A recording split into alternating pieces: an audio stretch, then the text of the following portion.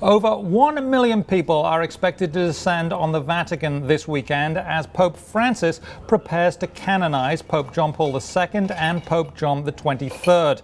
The event, however, is not without controversy. Here to preview the historic weekend at the Vatican is Father James Martin. He is editor-at-large for America Magazine and a Jesuit priest. Father Martin, thank you very much for joining us. My pleasure. So there is some controversy surrounding the canonization of John Paul II, and it's largely to do with how he handled the sex abuse scandal. How do you see things? Actually, there's not a lot of controversy. I mean, these are people who are critiquing John Paul for supposedly mishandling the sex abuse, and some critique John the 23rd for not having the second miracle. But pretty much every Catholic I've talked to is very excited about Sunday.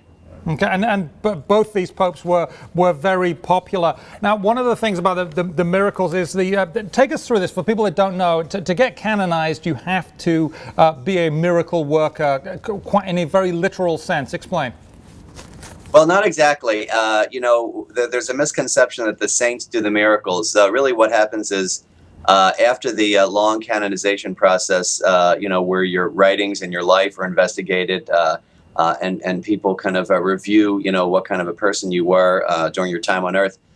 People start to pray to you in heaven to ask for your prayers. And so it's the saints' prayers from heaven to God, that we believe, cause the miracle. So just a little refining of the point, the saint doesn't do the miracle, God does. But yes. It's a sign. It's a sign to the church that the person's in heaven. And that makes a lot more sense. God doing the miracles there. Now, Pope John the 23rd, lesser known. Tell us what he's responsible for and why he is so highly regarded within the Vatican. Well, I think the shorthand would be that he's the Pope who convened the Second Vatican Council, the great modernizing and reforming council of the early 1960s, which really turned the church towards the modern world. And then on a personal level, he was a very humble, pious guy with a great sense of humor, by the way. One of his favorite jokes was someone asked him once how many people work in the Vatican, and he said about half of them. Okay, now Pope Francis is known for being humble and not extravagant. Will this affair match that sort of lack of extravagance, or how will it go? Tell us. No, that's a good question. That's exactly right. He said that he did not want canonizations to be these big overblown affairs, and so they're scaling back a great deal. And interestingly, there's no assigned seating, for any of the sort of big names or whatever at the Sunday ceremony. It's first come, first serve, no matter who you are.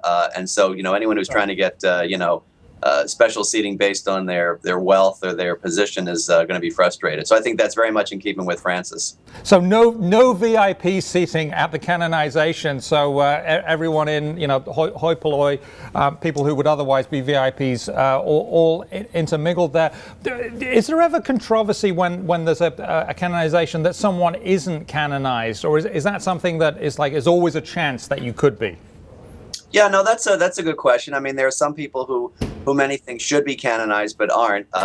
It's a human process, sort of supplemented by the miracles, and so it's not perfect. But for the most part, people trust in the process of canonization, and they're delighted about John the 23rd and John Paul. Okay, well, it sounds very, very exciting. And thank you so much for joining us, Father James Martin. We appreciate your time, sir.